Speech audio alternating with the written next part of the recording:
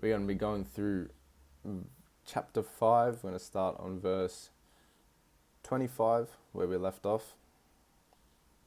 And we're going to head into chapter 6. Alright, so let's get started. Verse 25. When Methuselah had lived 187 years, he became the father of Lamech. After he became the father of Lamech, Methuselah lived 782 years and had other sons and daughters. 27. Altogether, Methuselah lived a total of 969 years, and then he died. So Methuselah holds the record, right, for longevity. 969 years he lived. But notice something, right? Even the longest life recorded in scripture, it ends in the same way, and then he died.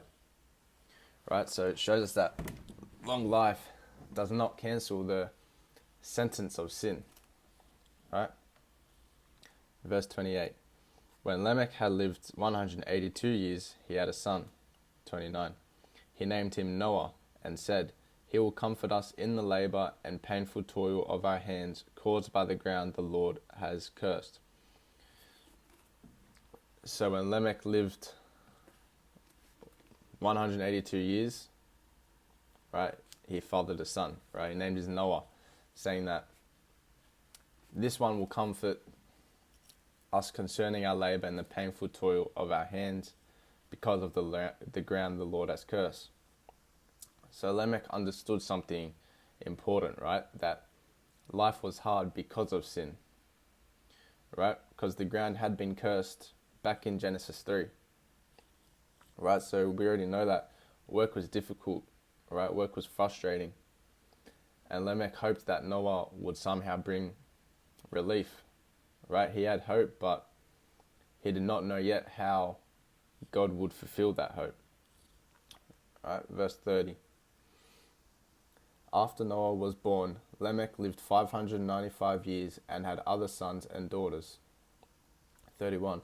Although Lamech lived a total of 777 years and then he died. So again, the pattern continues, right? They live, have children, and they die, right? Death keeps repeating because sin keeps ruling. Okay, verse 32. After Noah was 500 years old, he became the father of Shem, Ham, and Japheth.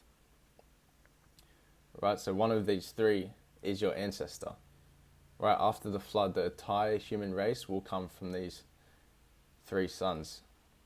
Right, so God is about to narrow humanity down to just one family.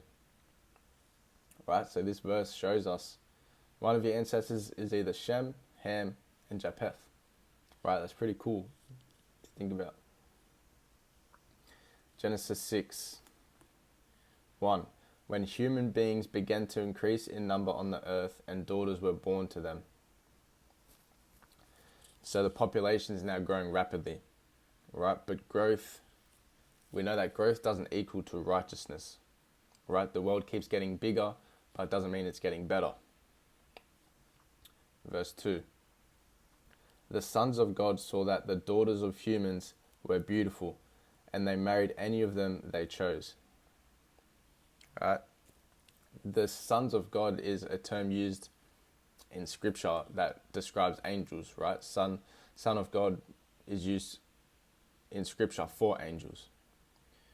Right? So these are fallen angels, right? They overstep boundaries that God established, right? And corrupt humanity, right? They're fallen angels. Now this is not normal marriage, right? This is rebellion, right? On a spiritual level, right? So we see Satan's goal is very clear, right? Simple, corrupt the human race, right? That's his goal. If humanity becomes something other than fully human, then the promised Redeemer, right, that's been promised to us cannot come as a true man. Right, so this is spiritual warfare at the highest level. Right, Jesus Christ can't come as the Redeemer if Satan turns humans into something other than fully human. Okay, verse 3. Then the Lord said, My spirit will not contend with humans forever, for they are mortal. Their days will be 120 years. So what God does here, right, is he sets a countdown, right? This is not a reduction of lifespan, right? It's more a warning, right? 120 years until judgment. So God is patient, right? But also he's not passive, right? He sets that countdown, showing that he's patient, but he's also not passive. Verse 4. The Nephilim were on the earth in those days, and also afterward, when the sons of God went to the daughters of humans and had children by them. They were heroes of old, men of renown.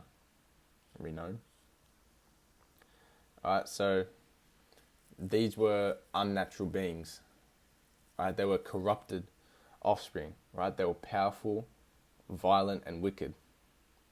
Right? So humanity is not just sinful spiritually, it's also becoming corrupted physically.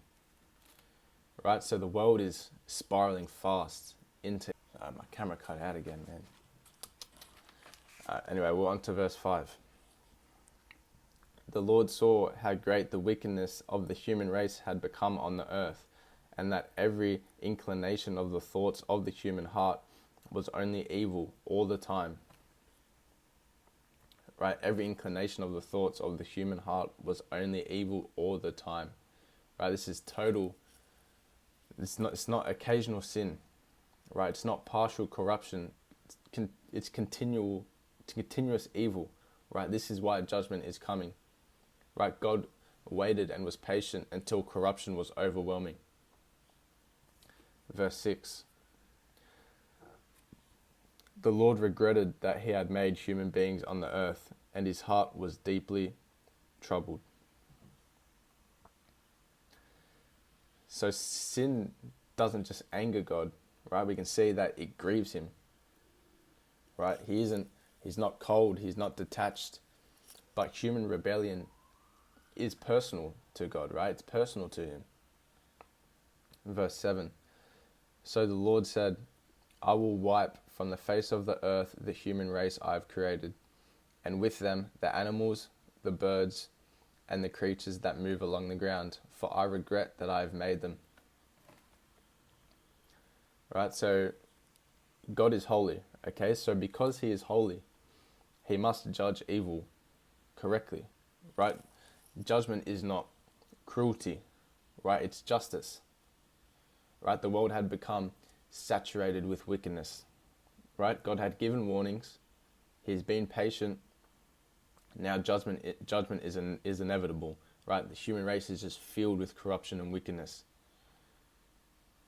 All right, we're going to stop it there. Some closing thoughts, right? Genesis 5, that genealogy ended with death repeated over and over, and then Genesis 6 shows why. Right, sin had spread through individuals, through families, through societies, through the spiritual realm, right? And God will not allow evil to run unchecked forever.